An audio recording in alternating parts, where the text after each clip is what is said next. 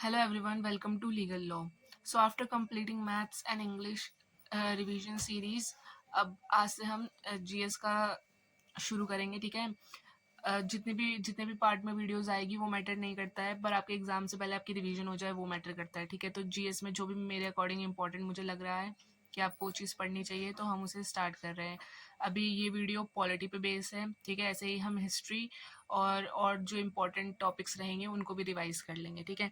तो फर्स्ट हम प्रियम्बल से स्टार्ट करते हैं. प्रियम्बल से रिलेटेड कुछ स्टेटमेंट्स होती हैं जो आपको पता होनी चाहिए. इसकी एक वीडियो मैंने पहले भी बनाई हुई थी जिसमें इस चीज़ को हमने ट्रिक से याद करा था. ठीक है. वो स्टार्टिंग में होगी वीडियो जो प्रियम्बल पे बेस्ड है, तो आप वो देख सकते हैं अगर आपको ये चीज़ें ट्रिक से याद करनी है. ये जो स्टेटमेंट्स थी उसमें मैंने ट्रिक मेंशन करी है. यहाँ पे मैं आपको नॉर्मल बता रही हूँ कि देखो, preamble is the key of constitution. ये स्टेटमेंट दी थी गजेंद्र गडकर जी ने. ठीक है. फिर preamble is the horoscope of the constitution, कहा था के.एम. मुंशी ने. Preamble is the introductory letter of the constitution, Nana Palkhivala. नाना पालकीवाला की एक बुक भी है जो कि है वी द पीपल. फिर है preamble is the soul of constitution, ये कहा था ठाकुरदास भार्गव ने. और preamble is the key note of the constitution, ये कहा था अर्नेस्ट वॉरकर ने. ठीक है. इन पूरी स्टेटमेंट को हमने ट्रिक से याद करा था. प्रियम्बल वाली वीडियो चैनल पर अपलोड है, वो आप जाके देख लेना. हमारे प्रियम्बल की स्टार्टिंग किस लाइन से होती है? वी द पीपल, मतलब हम भारत के लोग. और प्रियम्बल में किस किस चीज़ों की बात की गई है? सॉवरेन, सोशलिस्ट, सेकुलर और डेमोक्रेटिक रिपब्लिक. ठीक है. और जिसमें से सोशलिस्ट और जो सेकुलर वर्ड है ना, वो 42nd अमेंडमेंट 1976 से ऐड हुए हैं हमारे कॉन्स्टिट्यूशन में, प्रियम्बल में. और हमारे यहाँ कौन सी फॉर्म ऑफ गवर्नमेंट है? तो पार्लियामेंट्री फॉर्म ऑफ डेमोक्रेसी या गवर्नमेंट है हमारे यहाँ. ठीक है. और अब एक देख लेते हैं नेचर ऑफ द कॉन्स्टिट्यूशन. हमारे कॉन्स्टिट्यूशन का क्या नेचर है? हमारे कॉन्स्टिट्यूशन में 3 टाइप के जस्टिस की बात की गई है, और ये जस्टिस वर्ड हमने रशियन रेवोल्यूशन 1917 से लिया था. ठीक है. तो social justice, economic justice and political justice. Freedom, 5 type की फ्रीडम की बात हुई है. Freedom of thought, freedom of expression, freedom of belief, freedom of faith, freedom of worship. ठीक है. इक्वालिटी, 2 टाइप की इक्वालिटी की बात की गई है. Equality of status, equality of opportunity. और फ्रेटर्निटी की बात हुई है. डिग्निटी ऑफ इंडिविजुअल और यूनिटी एंड इंटीग्रिटी. ठीक है. तो टोटल 4 चीज़ों की बात हुई है जो हम पढ़ चुके हैं. जो हमारा कॉन्स्टिट्यूशन है वो इनेक्ट कौन सी डेट को हुआ था? 26 जनवरी 1950. ठीक है. जब से ये मतलब फुल फोर्स में इसका यूज़ शुरू हो गया था. और ये अडॉप्ट कौन सी डेट को हुआ था? 26 नवंबर 1949. तो इन दोनों चीज़ों में आप कंफ्यूज मत होना. मतलब फुल फ्लेज यूज़ जब स्टार्ट हुआ था 26 जनवरी 1950, और अडॉप्ट हो गया था 26 नवंबर 1949. केशवानंदा भारती केस, जो कि इंपॉर्टेंट केस है, इसकी डेट याद रखना 1973 है. ठीक है. इससे कहा गया था प्रियम्बल हमारे कॉन्स्टिट्यूशन का पार्ट है, और कॉन्स्टिट्यूशन को हम प्रियम्बल को हम अमेंड कर सकते हैं या कॉन्स्टिट्यूशन को हम अमेंड कर सकते हैं, बट उसका बेसिक स्ट्रक्चर चेंज नहीं होना चाहिए. फिर नेक्स्ट है हमारा 42nd अमेंडमेंट 1976. ये इसलिए इम्पॉर्टेंट है क्योंकि इसको मिनी कॉन्स्टिट्यूशन भी कहा जाता है. इससे हमारे 3 वर्ड हमारे प्रियम्बल में ऐड हुए थे, जो कि है सोशलिस्ट, सेकुलर और इंटीग्रिटी. ठीक है. नेक्स्ट है प्रियम्बल की लैंग्वेज. आप पढ़ लेना प्रियम्बल की लैंग्वेज कहाँ से ली गई है? वो ऑस्ट्रेलिया से ली गई है, और आइडिया प्रियम्बल का अमेरिका से लिया गया है. दोनों चीज़ में कंफ्यूज मत होना. फिर आता है प्रियम्बल में अमेंडमेंट सिर्फ एक बार हुआ है, ये भी याद रखना. देखो, 1974 में भारत और बांग्लादेश में एक लैंड बॉर्डर एग्रीमेंट हुआ था. ठीक है. फिर 100th कॉन्स्टिट्यूशन अमेंडमेंट जो कि 1 अगस्त 2015 में हुआ था, उससे ना जो भारत जो 111 एनक्लेव्स थे वो भारत ने बांग्लादेश को दिए थे, और उसके रिटर्न में 51 एनक्लेव्स बांग्लादेश ने इंडिया को दिए थे. ठीक है. इसी को 3 बीघा कॉरिडोर भी कहा जाता है. तो इसमें से क्या याद रखना? 1974 में भारत और बांग्लादेश में लैंड बॉर्डर एग्रीमेंट हुआ था, और 100 कॉन्स्टिट्यूशनल अमेंडमेंट से ये सब चीज़ें ट्रांसफ़र हुई है, जिसको 3 बीघा बॉर्डर कहा जाता है. फिर देखो, फिर ये याद रखना पोटी सिरामुलु, ये आंध्र प्रदेश इन्हीं की वजह से बना है. ठीक है. सेपरेट लिंग्विस्टिक स्टेट, क्योंकि इनकी मांग थी कि एक अलग से तेलुगु स्पीकिंग स्टेट होना चाहिए, पर उस टाइम नहीं सुना गया, पर ये हंगर स्ट्राइक पे बैठ गए थे. ठीक है. उसके बाद 19 अक्टूबर 1952 से 15 दिसंबर 1952, मतलब 58 डेज की हंगर स्ट्राइक पे ये बैठे हुए थे. उसके बाद इनकी डेथ हो गई थी. तो फिर बहुत ज़्यादा वो हो गया कि मतलब कोई इंसान हंगर स्ट्राइक पे बैठा, फिर उसकी डेथ हो गई है. तो उसके बाद फिर गवर्नमेंट को एक सेपरेट तेलुगु स्टेट बनाना पड़ा, तो तब आंध्र प्रदेश बना था। आप मुझे ये बताना कि आंध्र प्रदेश कौन सी डेट को बना था, ठीक है। बाकी ये मैंने आपको बता दिया है कि इन्होंने हंगर स्ट्राइक करी थी, उसके बाद गवर्नमेंट ने इनकी डेथ के बाद आंध्र प्रदेश को अलग सेपरेट स्टेट बनाया। और कौन सी स्टेट थी? तेलुगु स्पीकिंग स्टेट थी। देखो, फजल अली रिपोर्ट थी जिसकी रिपोर्ट के बेसिस पे स्टेट रीऑर्गेनाइजेशन एक्ट 1956 आया, ठीक है। और जिसके बाद 14 स्टेट और 6 यूनियन टेरिटरीज बने। यूनियन टेरिटरीज यहाँ लिखा है, अगर आपको पढ़ना है तो आप पढ़ सकते हैं, पर आपको इतना याद रखना चाहिए किसकी रिकमेंडेशन पे स्टेट रीऑर्गेनाइजेशन एक्ट आया था, तो फजल अली रिपोर्ट के बेस पे आया था, ठीक है। फिर उसके बाद ये जो फजल अली कमीशन थी ना, इसके जो चेयरमैन थे वो फजल अली थे। और 29 दिसंबर 1953 को ये फॉर्म हुई थी। 30 सितंबर 1955 को इन्होंने रिपोर्ट दी थी। फर्स्ट जो स्टेट बनी थी लैंग्वेज के बेस पे वो थी आंध्र प्रदेश, ठीक है। उसके बाद 1960 में ना बॉम्बे से अलग होके महाराष्ट्र बना था, जो कि मराठी स्पीकिंग स्टेट था, जो कि सेकंड स्टेट बनी लैंग्वेज के बेस पे। और बॉम्बे से ही अलग होके 1960 में गुजरात बना, जो कि थर्ड लैंग्वेज स्पीकिंग, मतलब थर्ड स्टेट था जो कि लैंग्वेज स्पीकिंग के बेस पे अलग हुआ। 1966 में शाह कमीशन रिपोर्ट की वजह से पंजाब का रीऑर्गेनाइजेशन हुआ, ठीक है। पंजाब बना, जिसकी जो कैपिटल बनी वो चंडीगढ़ बनी। फिर हरियाणा एक हिंदी लैंग्वेज स्टेट बना, जो कि Hukum Singh parliamentary commission committee की रिपोर्ट के बेस पे बना, ठीक है। तो याद रखना, शाह कमीशन की रिपोर्ट पे पंजाब बना है और हरियाणा हुकुम सिंह पार्लियामेंट्री कमेटी की रिपोर्ट पे बना है 1966 में। ये चार्ट आप देख लो, लैंग्वेज के बेस पे 4 स्टेट बने थे। सबसे पहला आंध्र प्रदेश था, फिर महाराष्ट्र, फिर गुजरात, फिर हरियाणा। आंध्र प्रदेश तेलुगु स्पीकिंग, महाराष्ट्र मराठी स्पीकिंग, गुजरात गुजराती, हरियाणा हिंदी, ठीक है। जिसमें से हरियाणा हुकुम सिंह कमेटी की रिपोर्ट पे बना था। Next part 2 of the constitution बात करता है आर्टिकल 5 से लेकर 11 तक, जो कि है सिटीजनशिप पे बेस्ड, ठीक है। 5 to 11 आर्टिकल्स सिटीजनशिप को बता रहे हैं। और हमारे इंडिया में कौन सी सिटीजनशिप है? सिंगल सिटीजनशिप, ठीक है। 1955 में सिटीजनशिप एक्ट आया था, ठीक है, जिसमें कि टोटल 6 अमेंडमेंट हो चुके हैं। ये डेट लिखी हुई है 1985, 1992, 2003, 2005, 2015, 2019। इतना नहीं भी याद रखोगे, इतना याद रख लेना। 1955 में एक्ट आया था, 6 अमेंडमेंट अभी तक हो चुके हैं, ठीक है। देखो, टोटल 5 तरीके से जो है वो हमें सिटीजनशिप मिल सकती है और 3 तरीके से वो टर्मिनेट हो सकती है। 5 तरीके कौन से हैं? बाय बर्थ, या तो आपको उस कंट्री में पैदा होना पड़ेगा। बाय डिसेंडेंट, कि आपके पूर्वज उस कंट्री के होने चाहिए। बाय रजिस्ट्रेशन, आपको रजिस्ट्रेशन करा के मिल सकती है। Bye naturalisation, bye incorporation of state, ठीक है, अगर कोई स्टेट आपस में मिल जाए तो। फिर है टर्मिनेशन, कैसे हो सकता है? या तो आप उसको त्याग दो, रिनाउंस कर दो। टर्मिनेट मतलब वहाँ की गवर्नमेंट टर्मिनेट कर देगी, या डिप्राइव करके, मतलब आपको किसी न किसी कारण से आपको सिटीजनशिप ना दें वहाँ के लोग, मतलब वहाँ की गवर्नमेंट। कुछ टर्म्स हैं सिटीजनशिप से रिलेटेड, तो आप ये इसकी फुल फॉर्म याद रख लेना बस। NRI, non resident Indians. फिर आएगा PIO, person of Indian origin. Next है OCI, overseas citizenship of India. देखो, ये पढ़ लो, एक NPR है, नेशनल पॉपुलेशन रजिस्टर, ठीक है। ये पहली बार कब था? 2010 में हुआ था। उसके बाद मतलब ये काउंट करता है टोटल पॉपुलेशन को, कि मतलब कितने इंडियन सिटीजन है, कितने रिफ्यूजी हैं, कितने फॉरेनर है, कितने इलीगल इमिग्रेंट्स हैं इंडिया में, मतलब जो बाहर से आए हैं लीगल तौर पे। और इसको अपडेट कब करा गया था? 2015 में, ठीक है।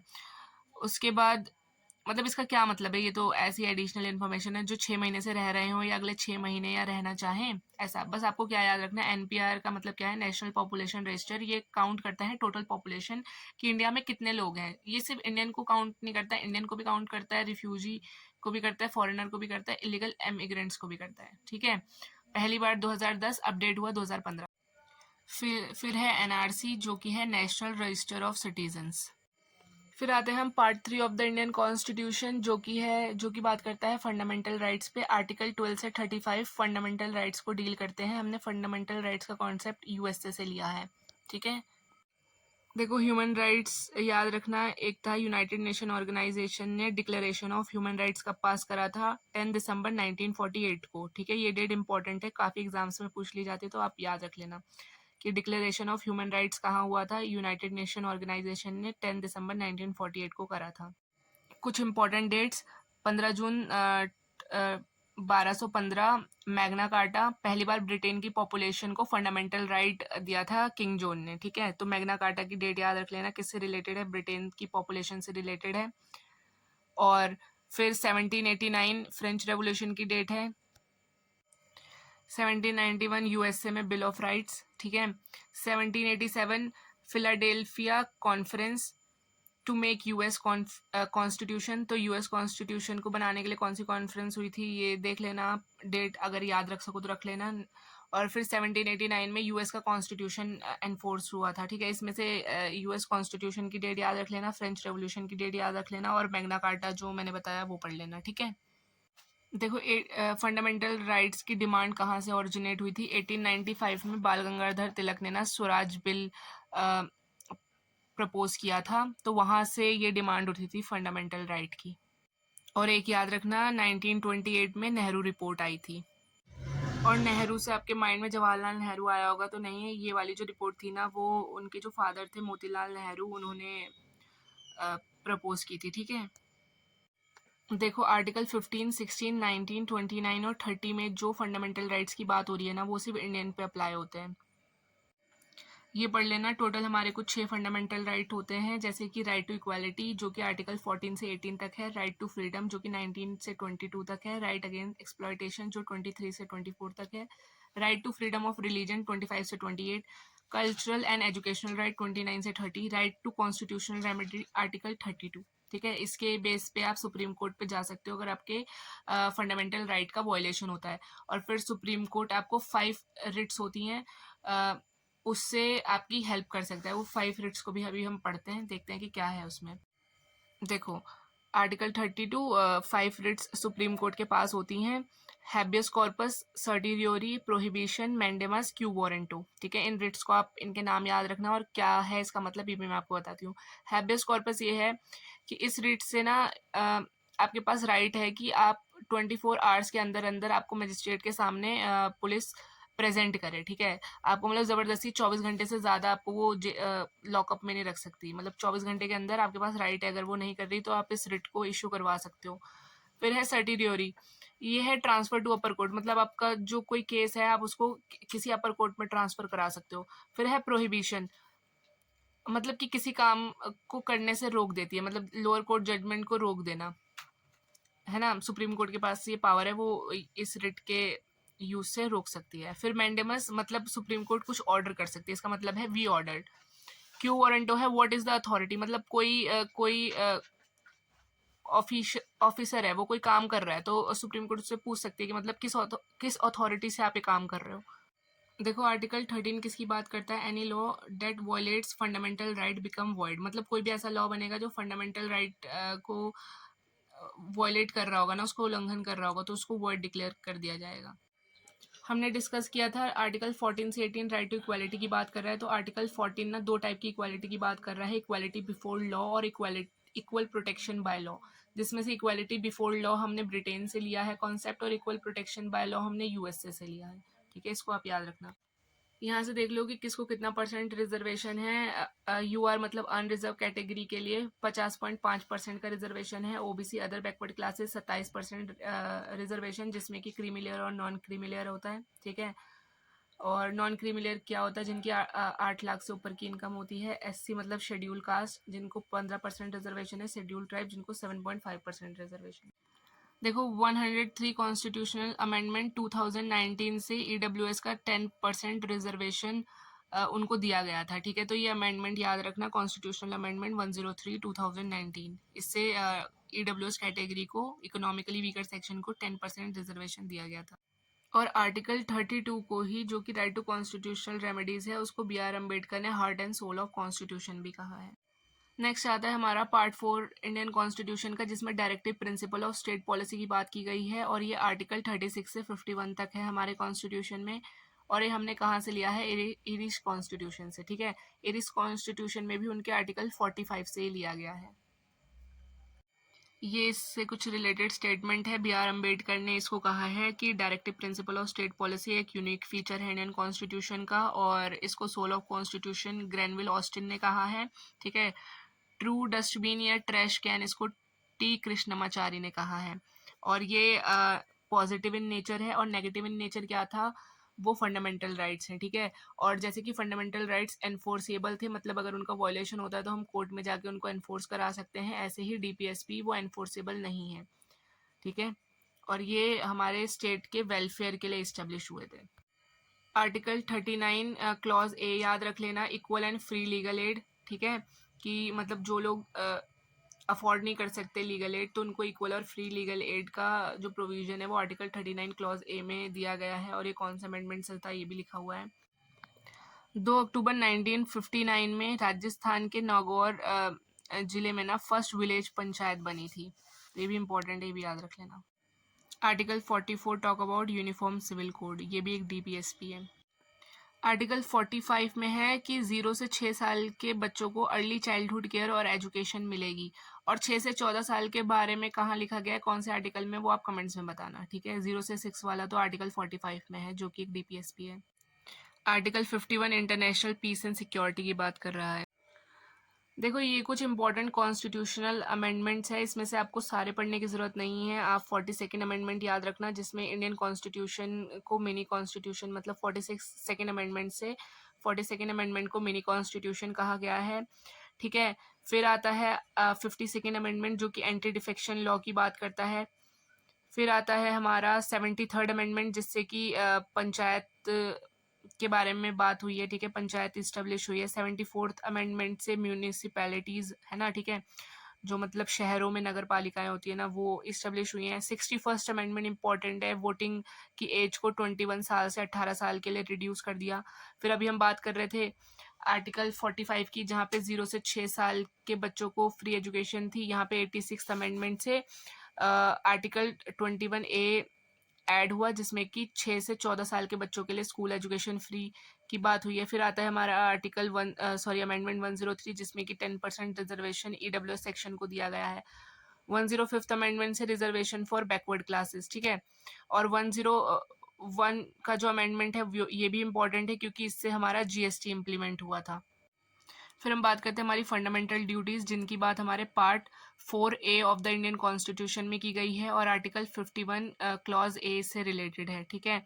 और एक कैसे ऐड हुआ है, 42nd कॉन्स्टिट्यूशनल अमेंडमेंट 1976 से ये ऐड हुआ है हमारे कॉन्स्टिट्यूशन में, ठीक है। इसकी डेट याद रखना, 42nd अमेंडमेंट, इसीलिए इसको मिनी कॉन्स्टिट्यूशन कहा जाता है क्योंकि इसने बहुत इंपॉर्टेंट चीज़ें हमारे कॉन्स्टिट्यूशन में ऐड करी है। फंडामेंटल ड्यूटीज़ कौन सी कमेटी की रिकमेंडेशन पे आता है, सरदार स्वरण सिंह कमेटी की रिकमेंडेशन पे, ठीक है। इनिशियली जो 10 फंडामेंटल ड्यूटीज़ ऐड हुई थी 1976 में, पर अब जो कितनी ड्यूटीज़ हैं वो 11 फंडामेंटल ड्यूटीज़ हैं। और जो कमेटी ने रिकमेंड करी थी ना उन्होंने सिर्फ 8 बोली थी, पर फिर भी हमने 10 ऐड करी और अब जो है वो 11 है। देखो 11th fundamental duty 86th constitutional amendment 2002 से ऐड हुई थी जो कि 6 से 14 साल के बच्चों की फ्री एजुकेशन की बात कर रही है।